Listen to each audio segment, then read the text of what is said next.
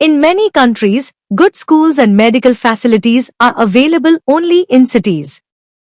Some people think new teachers and doctors should work in rural areas for a few years, but others think everyone should be free to choose where they work. Discuss both views and give your own opinion. There is a significant gap between urban and rural areas in terms of access to education and healthcare. Some people believe that fresh graduates, particularly teachers and doctors, should be required to work in rural regions for a few years. Others argue that professionals should have the freedom to choose their workplace.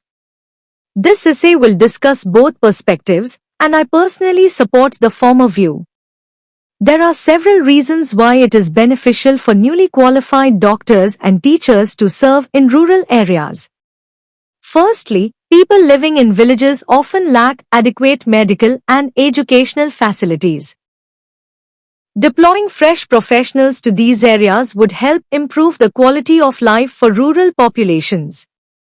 Secondly, it provides valuable practical experience to the graduates, allowing them to apply their theoretical knowledge and gain confidence early in their careers. Finally, some of these professionals may develop a sense of social responsibility and choose to continue serving in rural areas long-term, contributing to community development. Conversely, opponents of this policy argue that making rural service compulsory may lead to negative outcomes. They believe that individuals should have the right to decide where they want to work.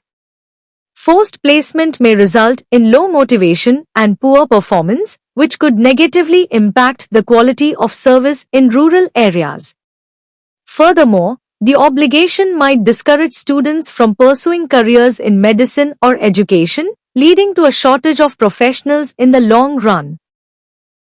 In my opinion, implementing such a rule would be beneficial, provided it is supported with proper incentives.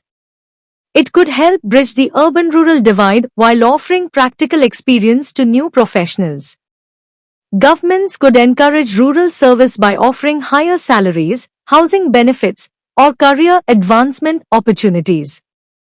Such policies already exist in some countries, including India, and have proven effective.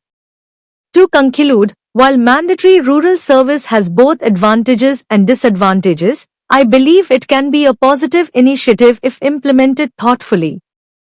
Instead of enforcing it strictly, governments should create motivating schemes so that young professionals are willing to serve rural communities enthusiastically and effectively.